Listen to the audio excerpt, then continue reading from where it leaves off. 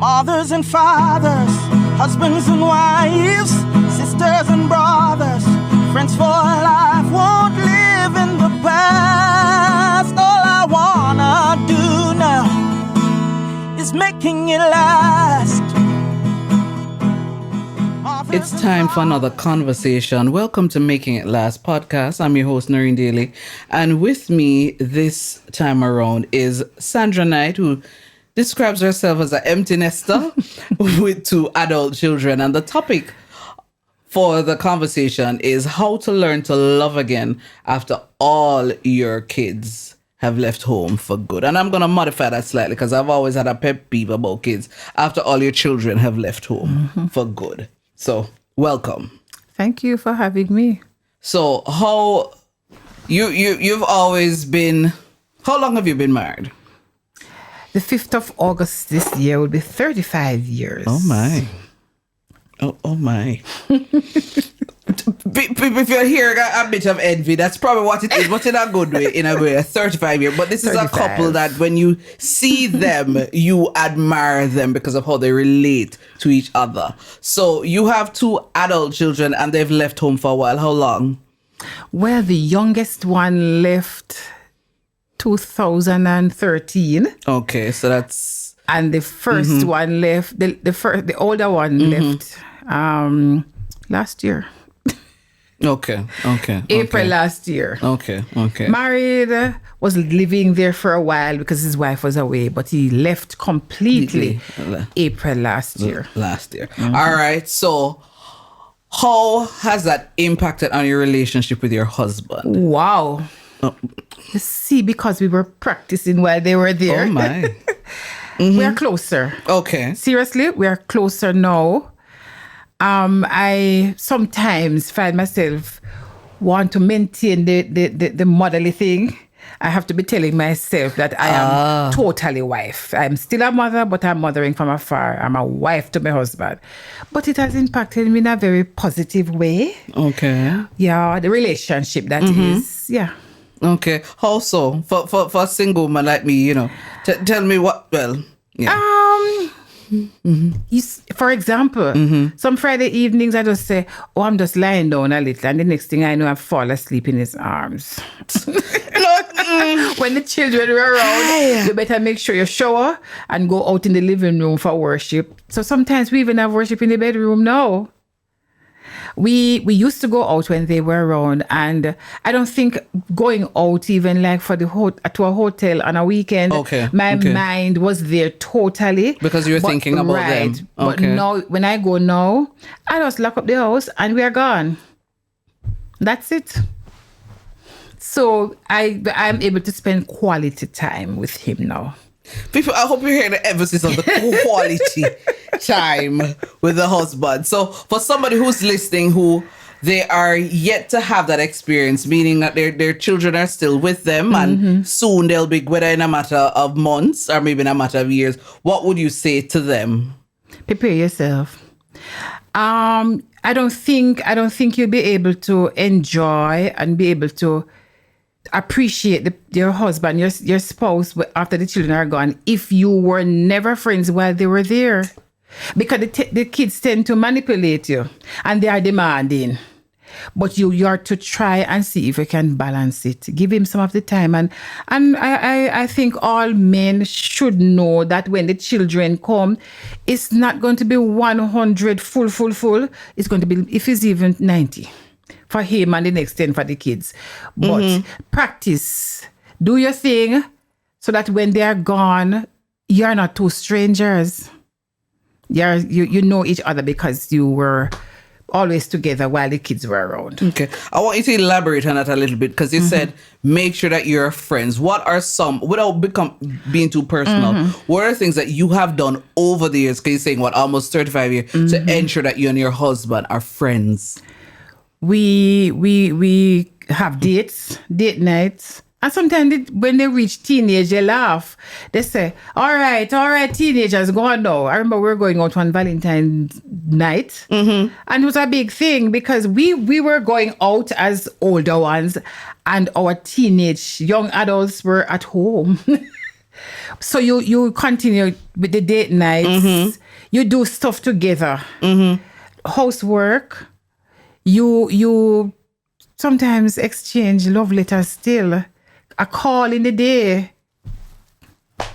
Just keep the fire burning. And what my husband continued to tell me, that a woman at home is a different woman from the one you take out, like to a resort. It's like you have her. It's a different person. Because you see, at home, the wife or the mother is thinking about the dishes, the children, the house, everything. Right. But when him pay money and carry you to the hotel, and I'm not talking about just intimacy. Right. You're there. Your whole being is there. Your mind is not elsewhere. You're there, Somebody washing for you and somebody cooking and somebody doing everything. So those things you really have to worry about. You just relax and stay in the moment. Yes. Be present in the moment. Right there. And continue. I'm saying you stay right there in the moment. One of the things you said earlier, though, is that you recognize that after your adult children, left, you realize that you had to make the distinction between being a wife and being a mother. Talk to me a little bit about that. When they're there, you're a wife and mother in the same house. Okay. When they are gone, you're only wife in the house and you're a mother from afar. Can you still have to mother them with boundaries? Right, right. That's what I mean. Okay. So for somebody who's they're saying, boy, sometimes I'm not sure with how I relate to my husband if I'm making that distinction, what advice would you give to them? Just continue to remind yourself that he's not a child. That's the first thing. When I just got married, I had a little problem with that. Because of my birth order, I am the eldest girl. And I have 7 siblings. So I'm a caregiver. I'm always in charge of younger ones. And that's why I couldn't marry to a man that is younger than me. So the transition was not smooth. And my husband said to me one day when I didn't want to go overseas and leave him and the kids, he was saying to me, your problem is that you want to just mother everybody. And right away I tell myself, okay, I am going to just drop that because that's not healthy. I mean, you still give my little mothering sometimes, and they appreciate it, with the boundaries. But yeah, you have to know how far to go and what's the difference between being a mother and a wife. And for you, what is the distinct difference between being a mother and a wife? Mothers don't always empower their kids. You understand me? As a wife, I empower my husband. I support him. I don't do everything for him. If I'm making a suggestion, I know how to do it. I don't scold my husband. And I scold the kids. I'll correct him, but I don't scold him like I do for the kids. So you have to know your place. And these men not easy. The moment you kind of going over the line, right, they remind you. Okay. You've said 2 distinct things for me in terms of learning how to love again. Is that ensuring that you were friends before, and also the whole idea of making sure there's a distinction between being a wife and a mother. Anything else you want to add to the conversation? There are a lot of advantages, of being an emptiness during the emptiness period. The house keep cleaner. The bills are not so high. Okay. The computer is more available. The remote is more available too. And when they reach, say, young adults, you have to be sharing the vehicle. Sometimes you have to be calling. I'm ready to leave work now. Mommy, I'm in Mandeville doing something. I soon come. And that's another half an hour, 1 hour. So you have your advantages, and I'll encourage people listening. Don't be afraid of it. It's just a kind of feeling of grief and loneliness that you may get when the child leaves home, or whether it's for school or elsewhere. And even if you get that little feeling of grief or loneliness, it's normal. But don't allow it to take over and rob you of everything else, especially as it relates to the relationship that you have with your spouse. Remember that they were with you all along, and they were kind of manipulating you to a certain extent. You are going to miss them. God is good, because I thought, and a lot of my friends thought I was just going to just melt away when my children leave because of the caring nurture. And the close yes. But no, my daughter did it in stages. Thank God. She went to Kingston as a nursing student for 2 years. That was very, very hard. Very hard. And then she came back home. And not long after that, 3 years after that, she got married. Went to live in Trelawney, yes, for about 2 years. Then she migrated. So when she left for overseas, it wasn't so hard. My son, on the other hand, was with me for quite a while. He was my chauffeur, my security guard, everything. I missed him. We did well. We did well up to the point when he was about to go into custom to leave me at the airport. Okay. Then we both break down. But outside of that, and technology, what a blessing. Yes. What a blessing. Yes. So technology is helping me. And I am enjoying my status now. I still love my children. The world know that. But I give them space. And also, when you know that they, especially when that my children leave to be with their spouses, right? When you know that these spouses love them, and will take you care go of to them. bed, and no problem, So it's a lot of factors, but it's not something to you can't avoid it, but it's not something to be sad about. Okay. So would you see that then as the only disadvantage? Because you said that there were advantages in terms of being an empty nester. So for you, the only disadvantage is that feeling of... No. For example, my son, I could ask him to do errands for me. Okay. If my husband is going to be out of town for a few days, they were company for me. But so I don't have that company. I'm missing the company sometimes. Okay. Disadvantage, a lot more.